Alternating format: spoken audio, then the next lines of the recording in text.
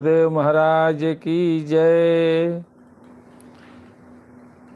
आज फिर से महाराज जी का कृपा हुआ, आप लोगों के बीच आने का मौका मिला।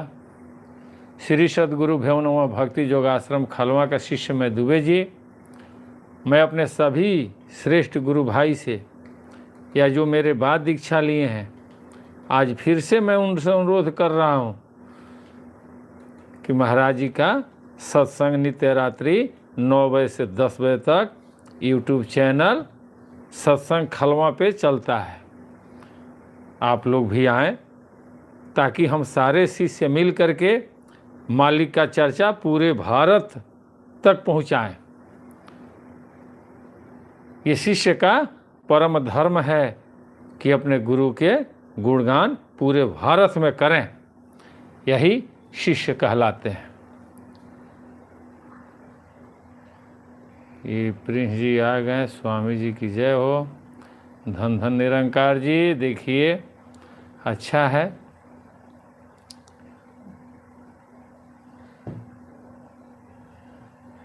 चलिए, जिनको जो अच्छा लगता है वही कहते हैं, कहना चाहिए।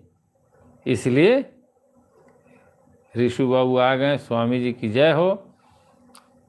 इसलिए कि संसार में ये जितने लोग हैं ना, ये सब उस धाम तक पहुंचाने के लिए सारे लोग मदद करते हैं। अब हम लोग सर्वप्रथम अपने माता पिता और अपने गुरु की वंदना कर लें, उसके बाद सत्संग को आगे बढ़ाया जाएगा। भाई मनु बाबू भी आ गए, स्वामी जी की जय हो। हाथ जोड़ लीजिए और मेरे साथ वंदना स्टार्ट कीजिए। तमेव माता च पिता तमेव बंधो च सखा तमेव विद्या द्रविणं तमेव सर्वं मम देव देव। ध्यान मूलम गुरुमूर्ति, पूजा मूलम गुरुपदम, मंत्र मूलम गुरुवाक्यम, मोक्ष मूलम गुरु कृपा। प्रेम से बोलिए स्वामी जी महाराज की जय, खलवा धाम की जय, संत समाज की जय। जय जय जय गुरुदेव महाराज, जय मालिक। ये अच्छा है। अमित बाबू भी आ गए, स्वामी जी की जय हो। ये आरती दीदी भी आ गई, स्वामी जी की जय हो। सब लोग धीरे धीरे आ जाएंगे, इसलिए कि ऐसा ये कर्म है ना, इसको कहते हैं सत्कर्म। और जब आप सत्कर्म पर चलेंगे ना तो थोड़ा दिक्कत आएगी, परेशानियां होंगी, इसलिए कि लोगों को अच्छा नहीं लगेगा। कुछ लोग कहेंगे कि नहीं ये सब बेकार है, मन ही मन सबको मानो। अरे मन को एकाग्र करो, भक्ति उसी में है और किसी चीज़ में नहीं है। और इसी पर इंसान सोच लेता है कि हाँ भाई मन से मानते हैं, बहुत अच्छा है। लेकिन मन से मानते हैं ये कैसे पता चले? कोई तो गुरु होंगे जो मन के बारे में बताएंगे कि मन क्या है, मन को कैसे मनाया जा सकता है। कंचना जी भी आ गई, स्वामी जी की जय हो। अजय बाबू भी आ गए, स्वामी जी की जय हो। तो कोई गुरु ही बता सकते हैं कि मन को कैसे मनाएंगे।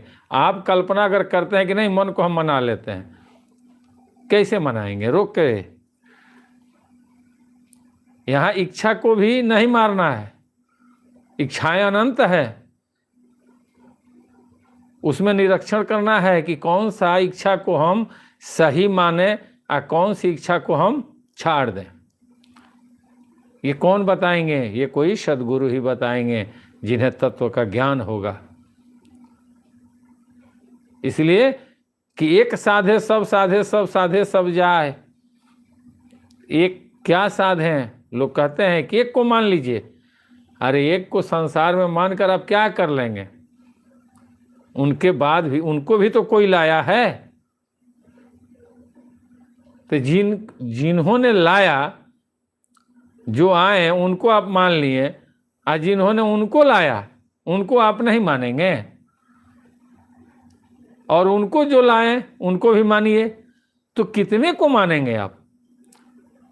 संसार में ये सारा सृष्टि में जितने भी प्राणी हैं मनुष्य में, ये सब एक ही परिवार के सदस्य हैं। यहाँ कर्म द्वारा सबका जाति बन गया, कर्म द्वारा सब लोगों की उत्पत्ति होने लगा, लेकिन हैं सब एक ही पेड़ के डाली हैं। यही है कल्प वृक्ष, जो आज भी वो है। सारे लोग बगीचा लगाते हैं, लेकिन कहीं आप नहीं देखें कोई बर का बगीचा लगाए, इसलिए कि लोग जानते हैं कि यह ऐसा वृक्ष है कि ये खत्म नहीं होता है, ये सदैव रहेगा। अपने गांव में आप लोग देखिएगा, बहुत ऐसा बर का पेड़ है, पीपल का पेड़ थोड़ा कमज़ोर हो जाता है, बाद में ढह भी जाता है, लेकिन बर जो है ना, बर का पेड़ ढहता भी है तो उसमें जड़ अनेकों हो जाते हैं, कोई नहीं लगाता है उसको। और सबसे ज़्यादा बीज जिसको कहते हैं भोजपुरी में पकुआ, जो उसका बीज होता है ना इतना बड़ा, और जब उसको फोड़िएगा तो उसमें हजारों हजार के संख्या में बीज रहता है। वह कोई जल्दी लगाता नहीं है, लेकिन सब लोग यही सोचते हैं चलो बर के नीचे बैठेंगे आराम से, बड़ा बड़ा पेड़ है, पत्ता है, वहाँ शांति मिलेगा। अधिकांश गांव में लोग बैठते हैं, फिर भी वो कहीं ना कहीं जम जाता है, कोई ना कोई जगह पर वो जम जाता है और विशाल पेड़ हो जाता है, तो सारे लोग उसे सुख भोगते हैं। सेम उसी तरह से जब आप सत्कर्म में चलेंगे, जब भजन भक्ति में लगेंगे, तो बहुत से लोग कहेंगे कि अरे ये सब बेकार है, ये सब बेकार है, इससे अच्छा है कि सब छोड़ो और एक जगह एकाग्र रहो। लेकिन वह एक जगह कहाँ है, वो कौन बताएंगे?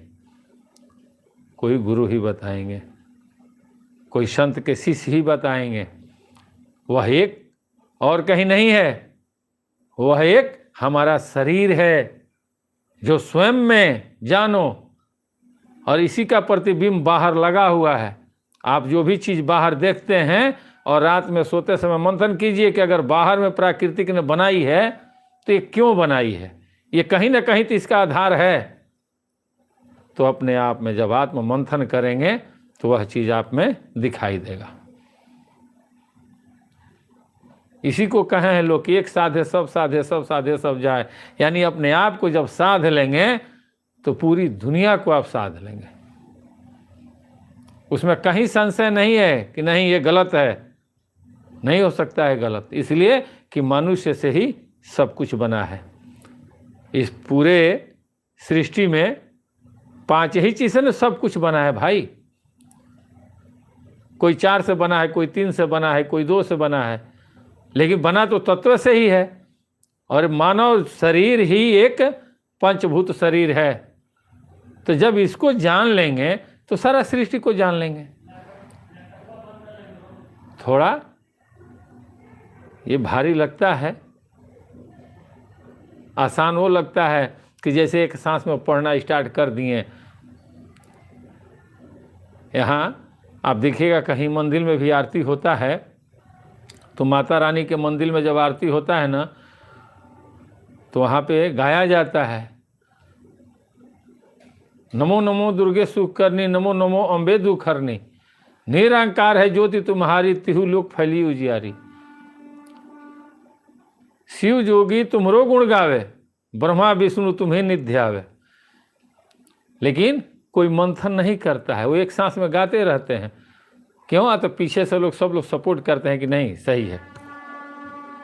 वो शुरू से सुनते आए हैं कि ऐसे ही होता है, लेकिन उसी में जो जागरूक होते हैं, जिन्हें ज्ञान होता है कि नहीं हमें जानना है, ये आखिर जो दुर्गा चालीसा लिखा है कोई संत महात्मा ही का लिखा हुआ है, इसका मतलब क्या हुआ? ऐसी वो कौन सी शक्ति है जो ऋषि महात्मा को भी सहारा बनती है। तो एक जगह आप कहते हैं कि देवी देवता को मत मानो, और एक जगह आप उनकी पूजा करते हैं। संत महात्मा की भी वो रक्षा करती हैं। तो जो संत महात्मा के, जो महादेव की रक्षा करती हो, जो शिव जोगी ब्रह्मा विष्णु सारे लोग उनका अध्ययन करते हों, और कोई कहे कि नहीं ये सब बेकार है, कैसे बेकार है भाई? कौन से संत कहेंगे कि नहीं तुम देवी देवता को मत मानो? वो लोग हमको प्रेरित करते हैं कि आप इस पथ पर चलो। इसलिए कि अगर वो चाहते हैं ना कि ये अगर चल जाएंगे तो इनका जगह जब खाली होगा तो परमात्मा हमें मनुष्य योनि में भेजेंगे। ये सोचकर सारे देवी देवता लोग मदद करते हैं। आज एक सज्जन मिले थे हमसे, उन्होंने कहा कि बाबा हम कुछ करें या ना करें, लेकिन नित्य सुबह हनुमान जी का जा करके हनुमान जी के मंदिर पे झाड़ू लगाते हैं। हमने कहा बहुत अच्छा करते हैं। अच्छा करते हैं, कुछ तो करते हैं ना। करने से अच्छा है ना कुछ करेंगे, और जब करते रहेंगे तो किसी न किसी दिन तो ध्यान आएगा कि हम इतना दिन से कर रहे हैं, क्या रीज़न है कि हमको कष्ट हुआ।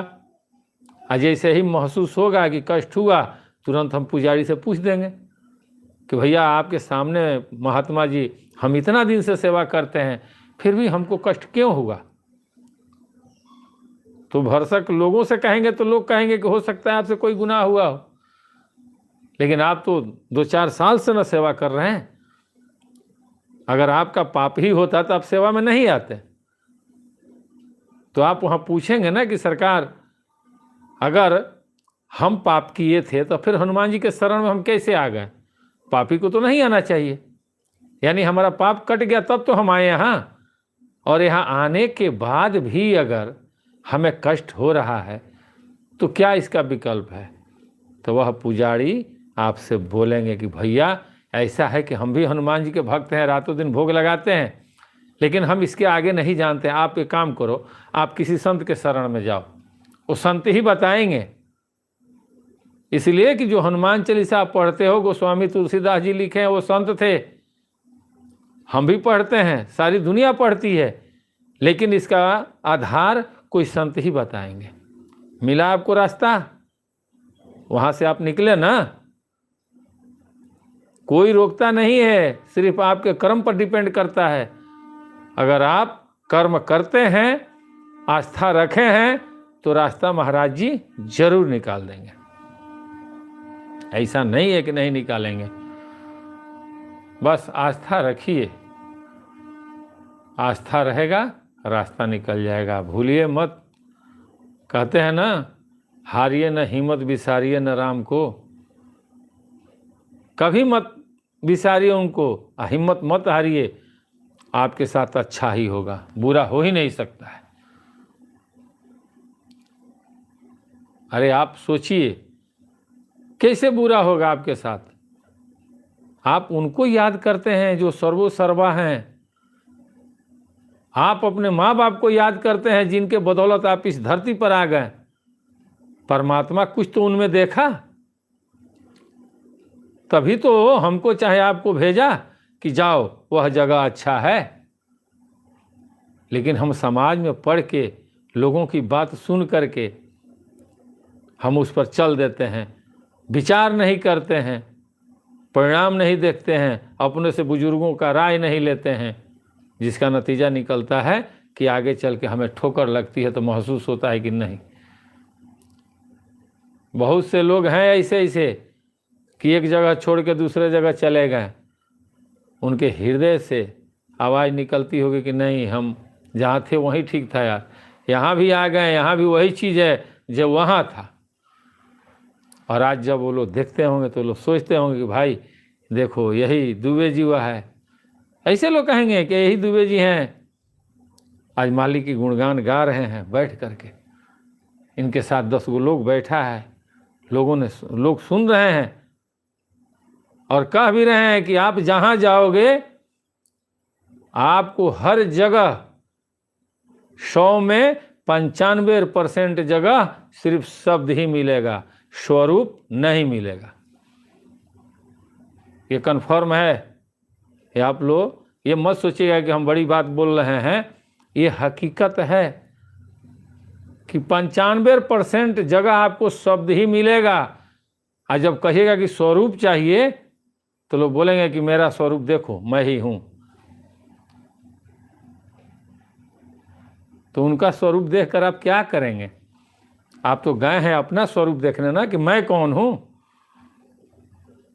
वो सहारा हैं, वो आपके सारथी बनेंगे, वो रास्ता बताएंगे। चलना आपको है, अपने आप को देखना है कि हमारे में कितना तरक्की हो रहा है, हमारे अंदर कितना भक्ति आ रहा है, हमारे अंदर कितना ज्ञान हो रहा है, हमारे अंदर वैराग होने की समय कब आएगी।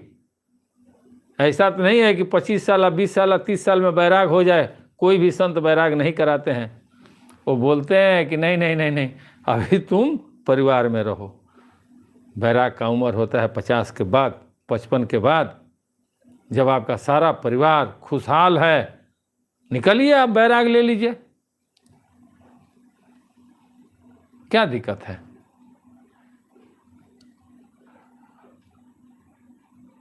ये कौन आ गए हैं?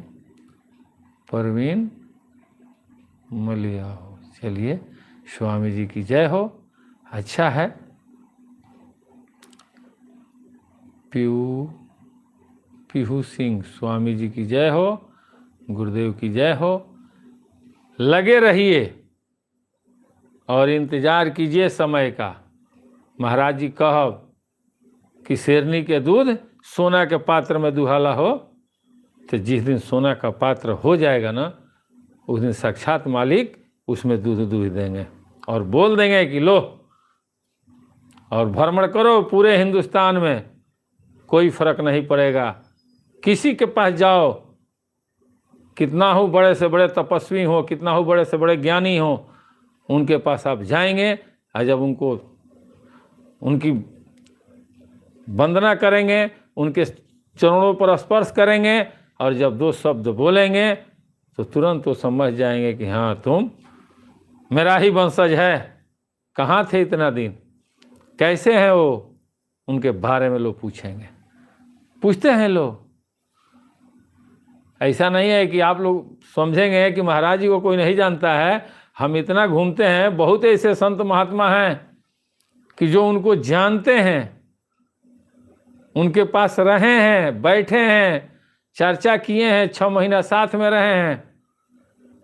अभी शायद आप देखे होंगे गोपालगंज जिला में इटवा धाम है, वहाँ एक महात्मा जी हैं। अभी भी मैं गया था एक रोज़। मैं तो भाई बहुत पहले से, हम जब जन्म लिए ना, तो हमारा छठिहार जिस दिन हुआ उसी के बिहान भैया हमारे पिताजी और हमारी माताजी लेकर वहाँ गए थे लोग। उन्हीं का वरदान थे हम। खानदान डूब रहा था, हमारे खानदान में कोई नहीं था। लास्ट में पत्थर पर दूब जमा है। और जैसे हमारा जन्म हुआ तो 8 दिन के छठियार के बिहान भैला ही महाराज जी के पास ले जा करके और इटवा पुल महाराज जी के पास लोगों ने रख दिया, हमारे माता पिता ने, और उन्होंने आशीर्वाद दिया, जाओ तथास्तु।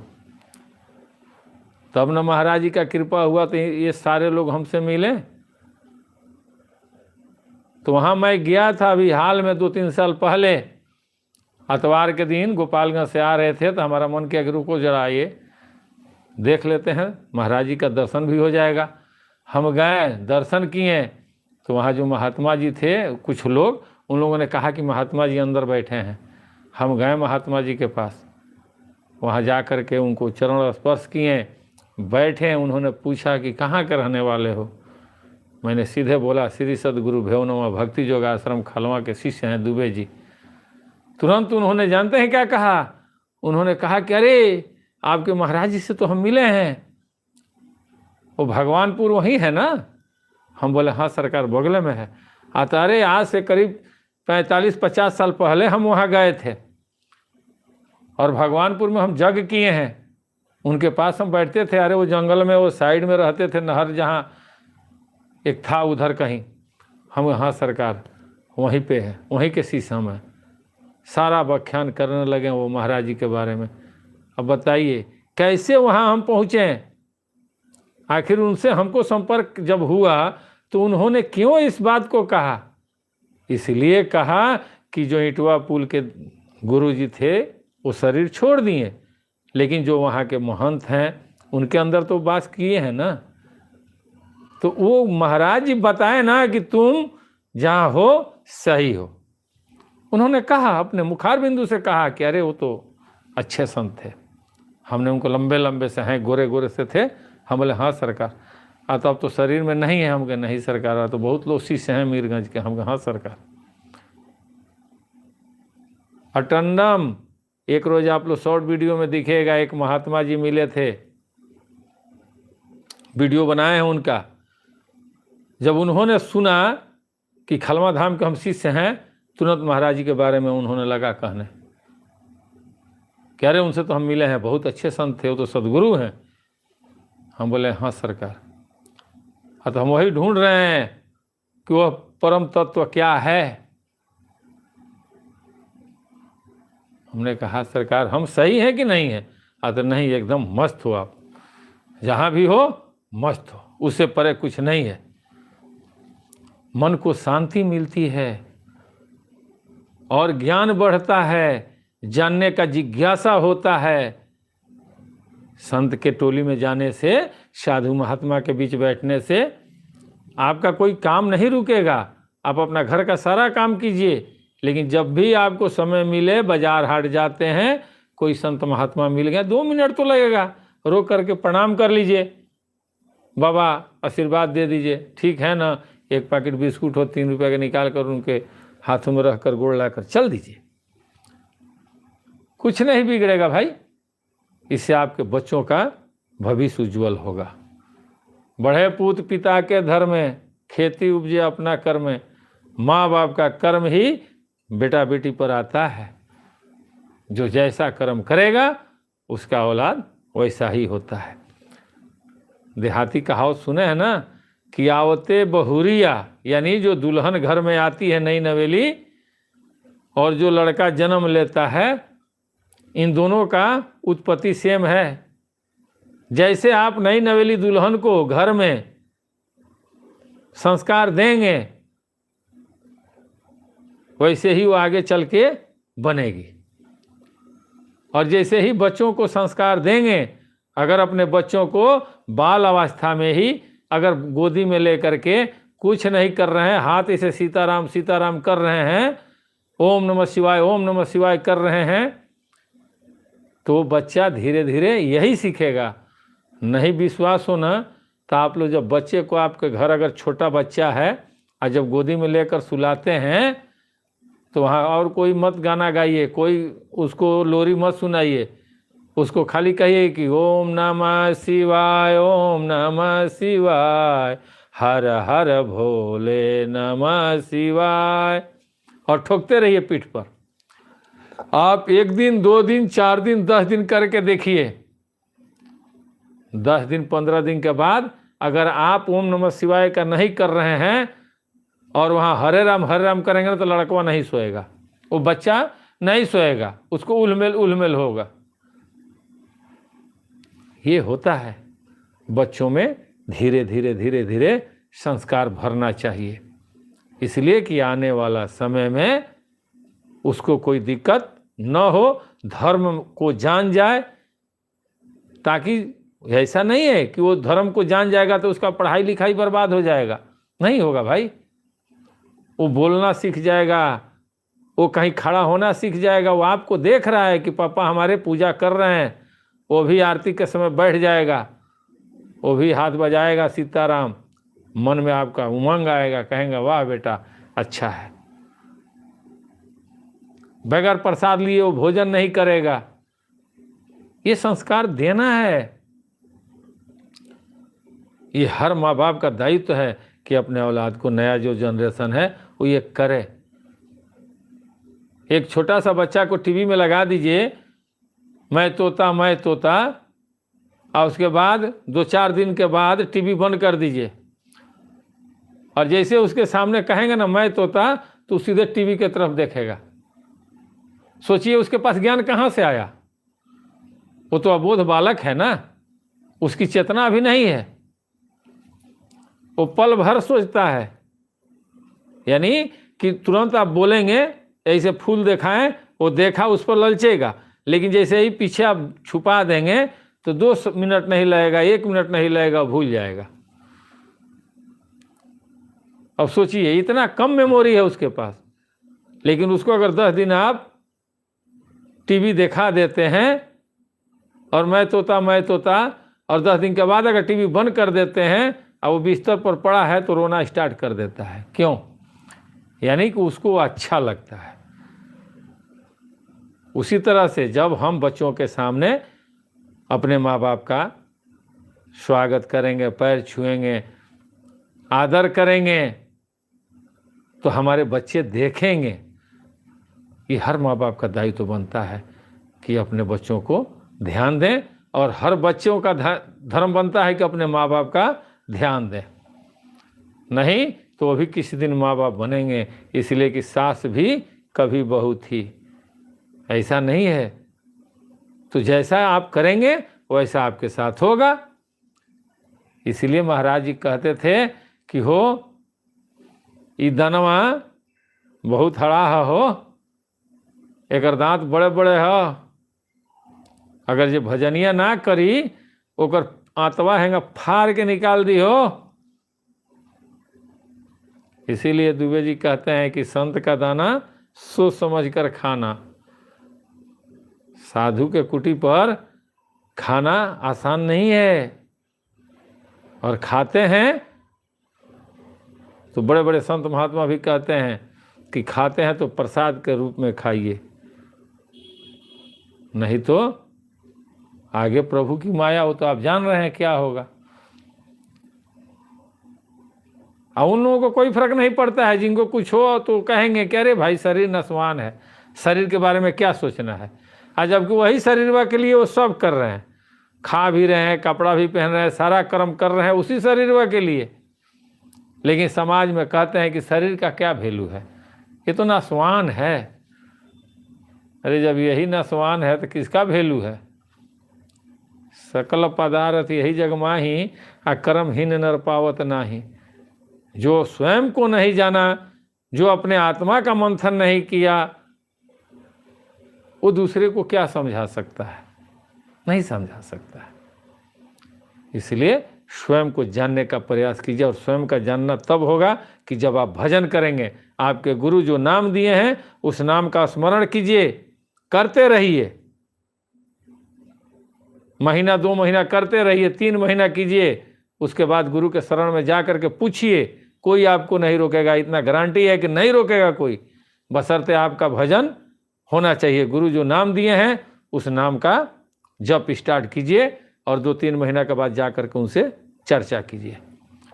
ऐसा नहीं है कि करते रह जाइए जीवन भर, नहीं, जीवन भर करने का चीज़ नहीं है, हमको उससे आगे बढ़ना है। अब भजन हम स्टार्ट कर दिए, हम हर पकड़ लिए हैं, खेत जोतना स्टार्ट किए हैं, तो हमारा कि एक छोर से दूसरे छोर जाने में समय है ना, वहाँ से तो घूमेंगे, दूसरा हराई में आएंगे ना। ये नहीं है कि उसी में घूमते रहेंगे, नहीं, उसका एक लिमिटेशन है, टाइम है। 2 महीना, 4 महीना, 6 महीना गुरु बताएंगे कि इतना दिन भजन करो, अभी करते रहिए, एकदम जोर लगा के कीजिए, लेकिन रुकिए मत। 2 महीना 4 महीना पर जा जाकर वहाँ चर्चा करते रहिए कि हम इतना दिन हो गया भजन करते। अगर आपके अंदर कुछ हो रहा है उसको वहाँ प्रकट कीजिए कि गुरुदेव हमारे अंदर ऐसा हो रहा है। कुछ नया अनुभव अगर हो रहा है, तुरंत गुरुदेव आपका चेहरा ही देख करके भाप जाएंगे और धीरे से इशारा करके आपको साइड में बुला लेंगे, वो आप चले जाइएगा, अगर गुरु भक्ति आप में है तो।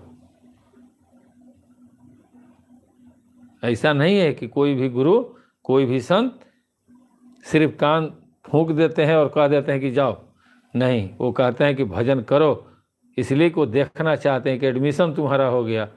उपदेश लेना एक एडमिशन है, पढ़ाई करना वो प्रैक्टिकल है, वो पढ़ाई करना पड़ेगा, भजन करना पड़ेगा। भजन जब करेंगे तो गुरु उसके आगे का प्रक्रिया बताएंगे। प्रेम से बोलिए स्वामी जी महाराज की जय हो।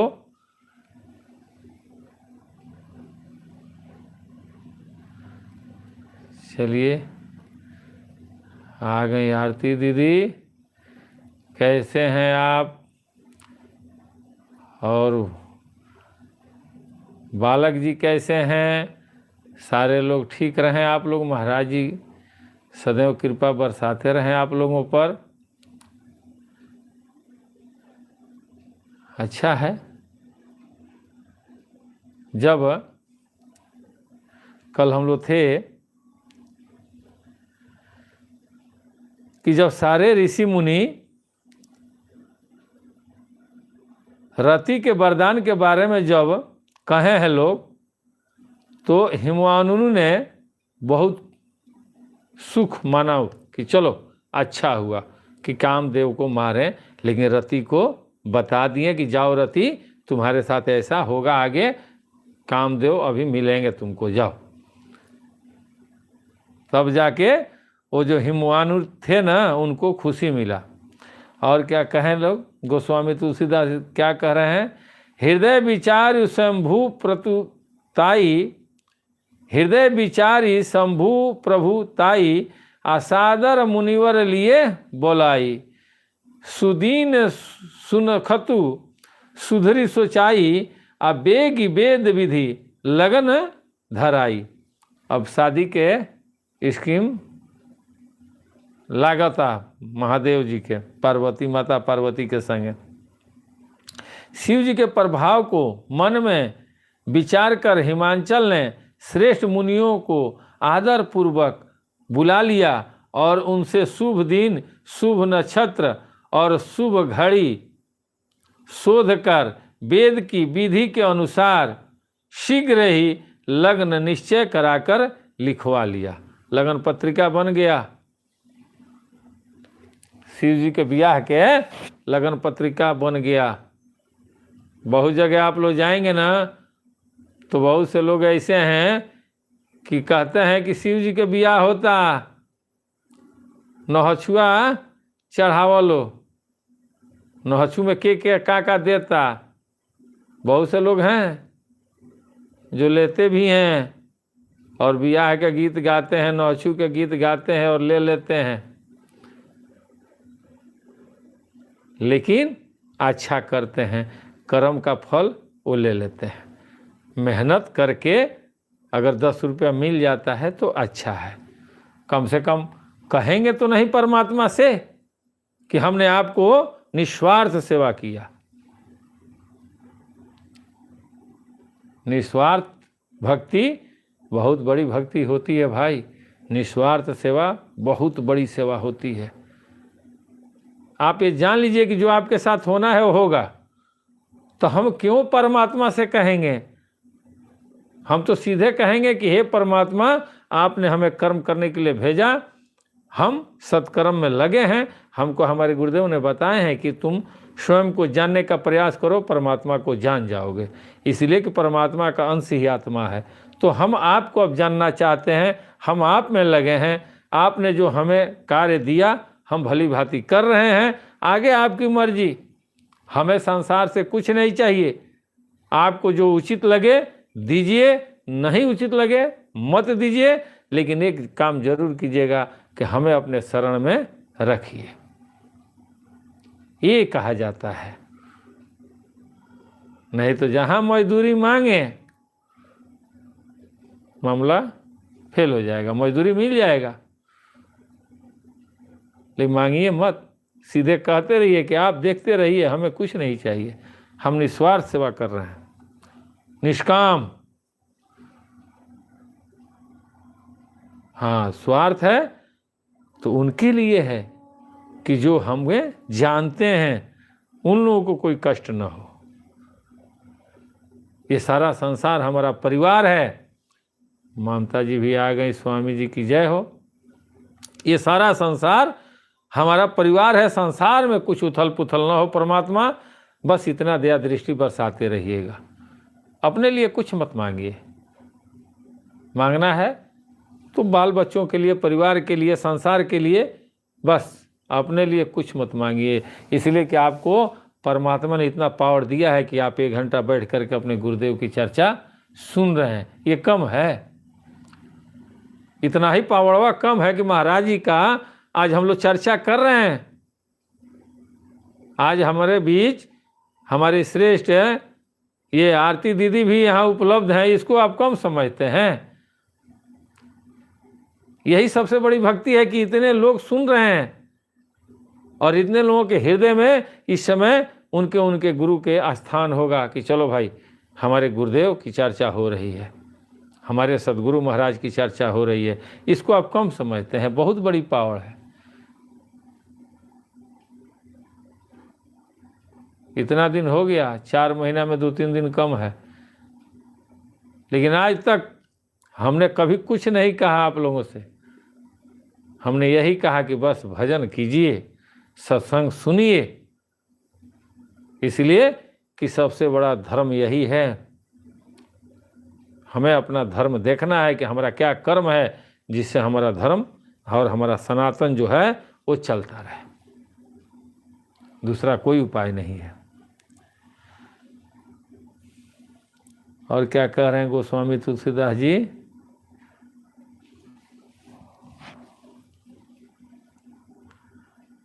पत्री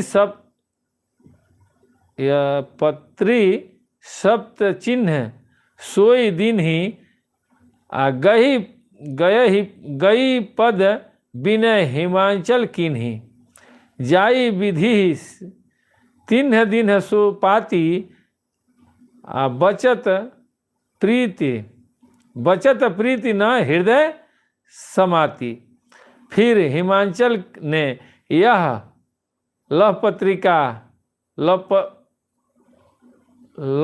लग्न पत्रिका सप्त ऋषियों को दे दी और चरण पकड़कर उनकी विनती की। उन्होंने जाकर यह लग्न पत्रिका ब्रह्मा जी को दी।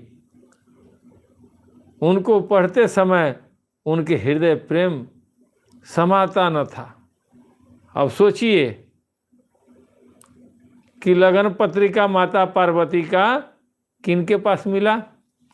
ऋषियों ने ले जा करके किनको दिया? ब्रह्मा जी को दिया। किनको लग्न पत्रिका दिया जाता है? विचार कीजिए।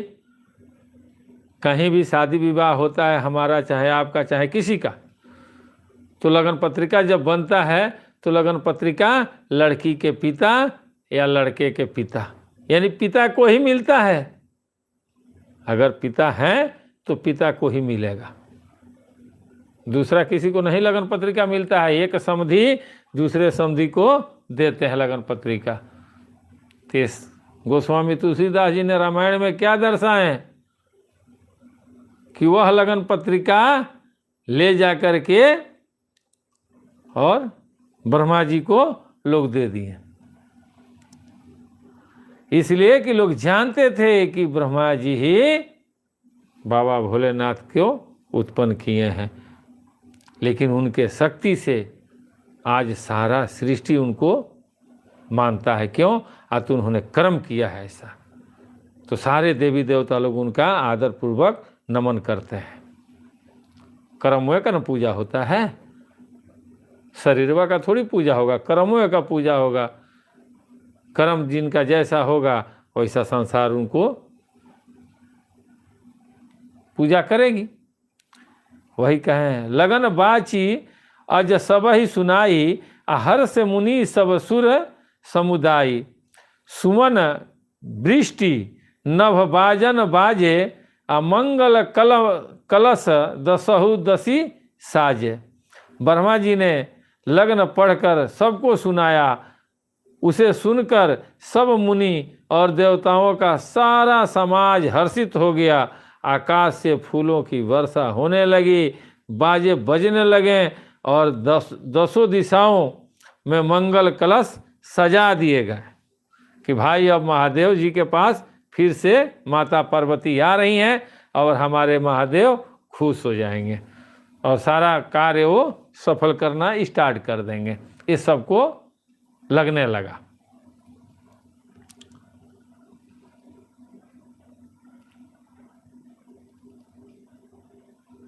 और क्या कह रहे हैं? लगे सवारन सकल सुर, वाहन विविधि विमान, होई सगुन मंगल सुभद, करही अपछरा गान। होई सगुन मंगल सुभद, करही अप्सरा गान। सब देवता अपने भांति भांति के वाहन और विमान सजाने लगे, कल्याणप्रद मंगल शकुन होने लगे और अप्सराएं गाने लगी। सबको खुशहाली आने लगा कि चलो भाई अब धन धन हो गए, सब लोग गाने लगी। शिव ही शंभु गण करही सिंगारा, जटा मुकुट अहि भौरु संवारा। कुंडल कंकन पहिरे ब्याला, तन विभूति पट केहरी छाला। शिव जी के गण शिव जी का श्रृंगार करने लगे, जटाओं का मुकुट बनाकर उस पर सांपों का मोर सजाया गया। शिव जी के सांपों के ही कुंडल और कंकड़ पहने, शरीर पर विभूति रमाई और वस्त्र की जगह बाघंबर लपेट दिया गया। हो गया काम। तो जिनको जो अच्छा लगेगा वही करेंगे ना, जो जैसे देखे हैं उनको तो यही लगता है कि भाई महादेव इसमें मस्त रहते हैं भभूति रमा करके, चलो इनके लिए यही श्रृंगार सबसे अच्छा है। लेकिन उन लोगों को क्या पता था कि समाज को क्या चाहिए, इसीलिए वो लोग तो हमेशा जंगल में थे, लोग समाज में तो घूमे नहीं थे।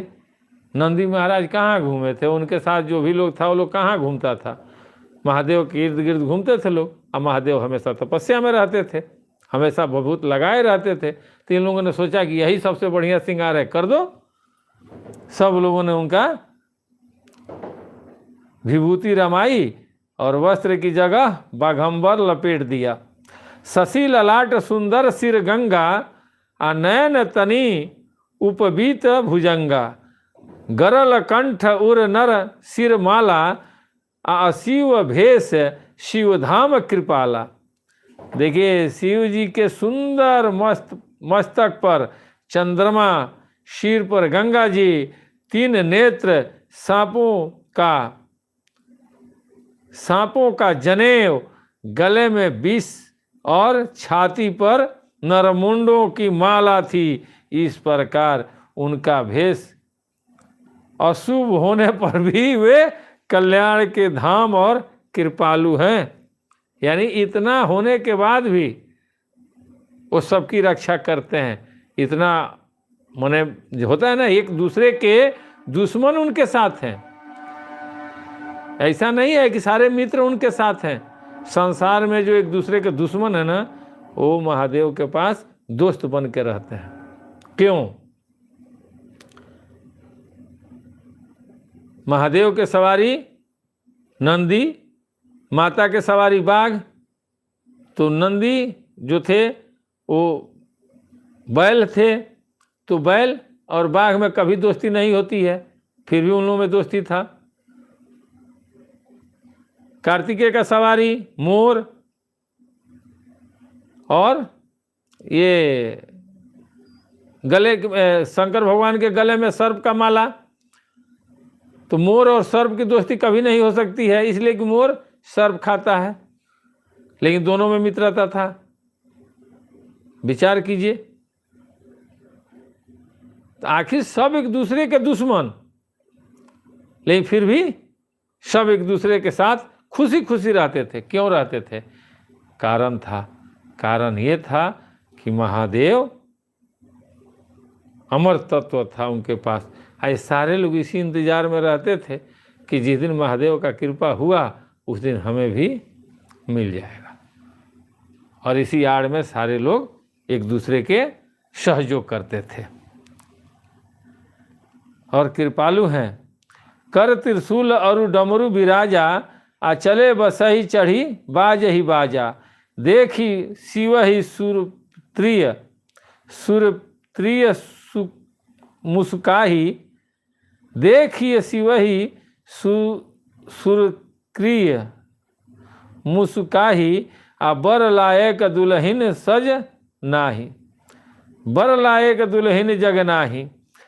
एक हाथ में त्रिशूल और दूसरे हाथ में डमरू सुशोभित हैं। शिव जी बैल पर चढ़कर चले, बाजे बज रहे थे। शिव जी को देखकर देवांगनाएं मुस्कुरा रही हैं और कहती हैं कि क्या कहती हैं, इस वर के योग दुल्हन संसार में नहीं मिलेगी। सही बात है, कौन मिलेगा भाई?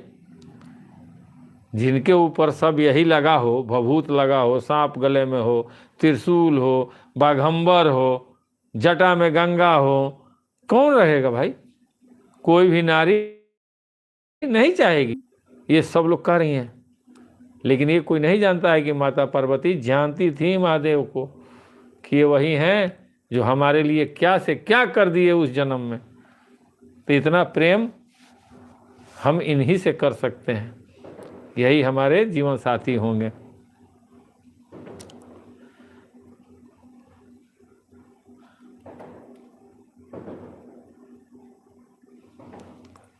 अब हम लोग पहुंच गए विघ्नु बिरंची आदि सुरब्राता आ चढ़ी चढ़ी वाहन चले बराता। सुर समाज सब भांति अनूपा आ नहीं बरात दुल्ह अनुरूपा। विष्णु और ब्रह्मा आदि देवताओं के समूह अपने अपने वाहनों से अपने अपने सवारियों पर चढ़कर बारात में चले। देवताओं का समाज सब प्रकार से अनुपम परम सुंदर था, पर दूल्हे के योग्य बारात नहीं थी। जैसे भगवान भोलेनाथ थे वैसे बारात नहीं थी, इसलिए बारात में सारे देवता लोग थे। स्टैंडर्ड कपड़ा पहन के सब लोग एकदम आराम से हार और पहन करके जा रहे थे, सारे लोग खुश थे। लेकिन जब शंकर जी पर नजर जाता था तो सारे लोग सोचने लगते थे कि ये कैसे दूल्हा है। तो वही कह रहे हैं, विघ्नु कहाँ अस बिहसी तब बोली सकल दिशिराज। आ बिलग बिलग होई चलहु सब निज निज सहित समाज। तब विष्णु भगवान ने सब दिग्पालकों को बुलाकर हंसकर ऐसा कहा, सब लोग अपने अपने दल समेत अलग अलग होकर चलिए। बर अनुहारी बरात न भाई आ हंसी करे हहु पर पुर जाई। विघ्नु बचन सुनी सुर सकुच मुस्काते आ निज निज सेन सहित बिल गाते। हे भाई, हम लोगों की यह बारात वर के योग नहीं है, क्या पराए नगर में जाकर हंसी कराओगे? विष्णु भगवान की बात सुनकर देवता मुस्कुराए और वे अपनी अपनी सेना सहित अलग अलग हो गए। सारे लोग कहें भाई कौन जाएगा वहाँ बेइज्जत होने, चलो अलग अलग चलते हैं। एक साथ चलने से कोई फायदा नहीं है, चारों तरफ से चला जाएगा, वहाँ चल के तो एक ही जगह मिल जाएंगे। अलग हो गए। मन ही मन महेशु मुस्काही आ हरि के विज्ञ बचन नहीं जाई। अति प्रिय बचन सुनत प्रिय केरे आ भृग ही प्रेरी सकल रन तेरे। महादेव जी यह देखकर मन ही मन मुस्कुराते हैं कि विष्णु भगवान के व्यंग वचन दिलगी नहीं छूटते। अपने प्यारे विष्णु भगवान के इन अति प्रिय वचनों को सुनकर शिव जी ने भी भृगु को भेजकर अपने सब गणों को बुला लिया। भृगु ऋषि वही थे,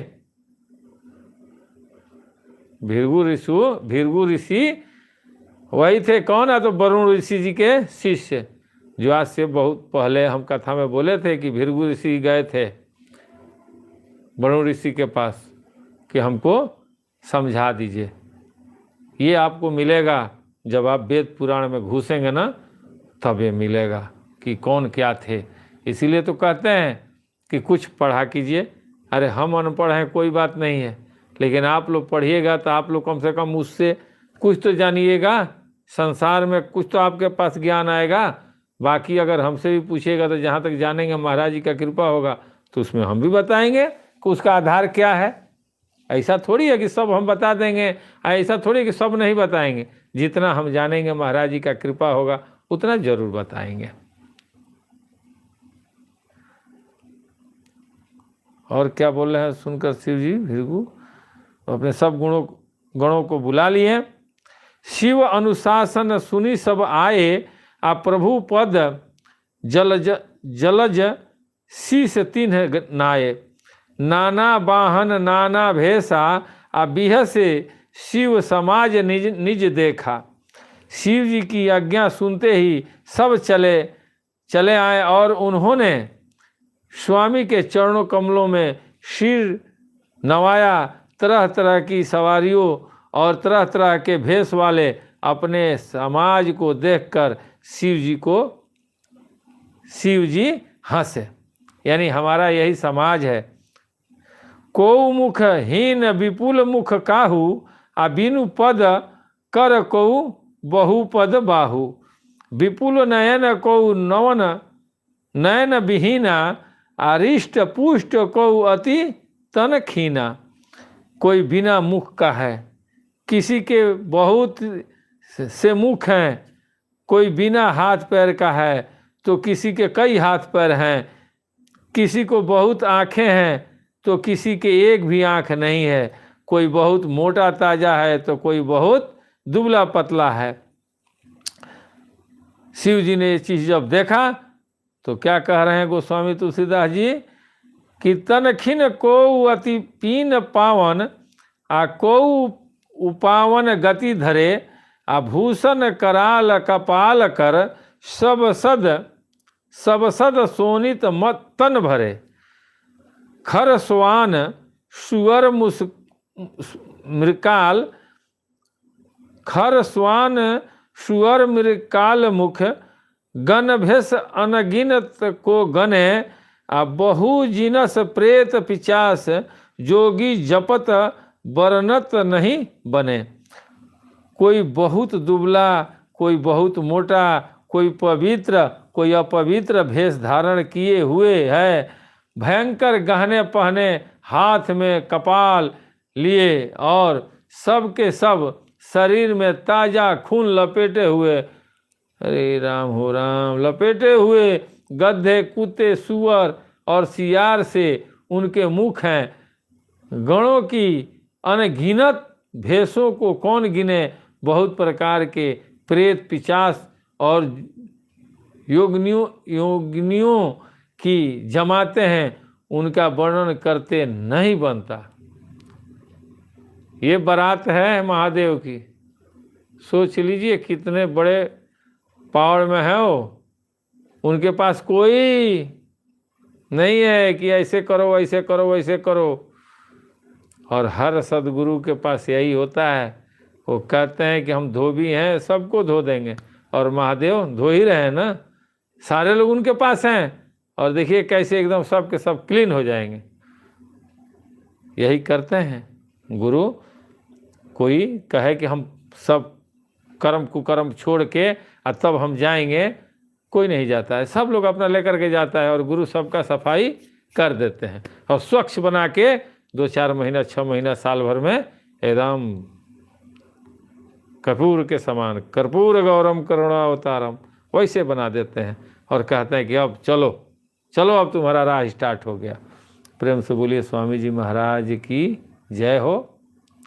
अब हम लोग आरती कर लें महाराज जी का, टाइम हो गया है, इसलिए कि कल भी हम लोग इसको चला सकते हैं, टाइम सबके पास उतना ही है। अब सारे लोग अपने जितने दोस्त मित्र रिश्तेदार घर द्वार जो भी हैं आपके, सबको अपने हृदय में रखिए और हमारे साथ महाराज जी का और अपने माता पिता का आरती स्टार्ट कीजिए। ध्यान मूलम गुरु मूर्ति, पूजा मूलम गुरु पदम, मंत्र मूलम गुरुवाक्यम मोक्ष मूलम गुरु कृपा। हरि ओम जय श्री जगतारण स्वामी जप श्री जगतारण कलि के कलुष विभंजन भवताप निवारण। हरि ओम जय श्री जगतारण तारण कारण आए जगत में स्वामी संत रूप धर लेना हो मोरे स्वामी संत रूप धर लेना करी कृपा मुझ पति तन पर हठ दर्शन दीना हो मोरे स्वामी हठ दर्शन दीना। रूप अनूप महाछवि धारे जन को मन मोहे हो मोरे स्वामी जन को मन मोहे। दरस करत अधनाशय वर्ण सके असको है। हरि ओम जय श्री जगतारण मधुर बचन संशय सब नासत नाम आमलोक दीना हो मोरे स्वामी नाम आमलोक दीना। जीवन मुक्ति लखो प्रभु निज शरणन कर लेना। हरि ओम जय श्री जगतारण कोटि न कर्म हरत एक क्षण में जो कोई सन्मुख आवे हो मोरे स्वामी जो कोई सन्मुख आवे। ब्रह्मानंद मगन मन अजर अमर पद पावे। हरि ओम जय श्री जगतारण बिन सेवा जो द्रवे दीन पर प्रभु सम को हितकारी हो मोरे स्वामी प्रभु सम को हितकारी। तजी प्रभुता निज जन के करत सदा रखवारी। हरि ओम जय श्री जगतारण मुनि अवतार सकल सुर माया प्रभु आज्ञा सिरधारी हो मोरे स्वामी प्रभु आज्ञा सिरधारी। पावन हुए पतित जग आके शरण तुम्हारी। हरि ओम जय श्री जगतारण नाना कर्म धर्म मति प्रगटे संत भेष किए धारण हो मोरे स्वामी संत भेष किए धारण। सो संशय सब नाश किए जय हो अधम उदाहरण। हरि ओम जय श्री जगतारण नाम तत्व और शब्द सनातन गुरु जी को ही जाने हो मोरे स्वामी गुरु जी को ही जाने। गुरु बिना और न दूजा हितकारी कहु मानो। हरि ओम जय श्री जगतारण आरत हरण पतित पावन कहे संत निगम धारे हो मोरे स्वामी संत निगम धारे। असरण शरण दया निधि की हो महिमा धारे। हरि ओम जय श्री जगतारण सगुण ब्रह्मानादि सनातन श्री सदगुरु जी के हो मोरे स्वामी श्री सदगुरु जी के। आरती करत पतित यह रखहु लाज निज मन के। हरि ओम जय श्री जगतारण हरि ओम जप श्री जगतारण स्वामी जप श्री जगतारण कलि के कलुष विभंजन भवताप निवारण। हरि ओम जय श्री जगतारण तमेव माता च पिता तमेव तमेव बंधो च सखा तमेव विद्या द्रविणं तमेव सर्वं मम देव देव। प्रेम से बोलिए स्वामी जी महाराज की जय खलवा धाम की जय संत समाज की जय जय जय जय गुरुदेव महाराज की जय जय। चलिए अच्छा है आज का भी दिन निकल गया और प्रयास कीजिए आप लोग भी कि ज़्यादा से ज़्यादा इस वीडियो को समाज में पूरे भारत में चर्चा हो ये ज़रूरी है। और नित्य सुबह 8 बजे के लगभग में सत्संग खलवा आपके व्हाट्सएप पर जाता है वीडियो, आप लोग भी इसको। आज की मुलाकात बस इतनी, चाहेगा बात जितनी। जय खलवा धाम।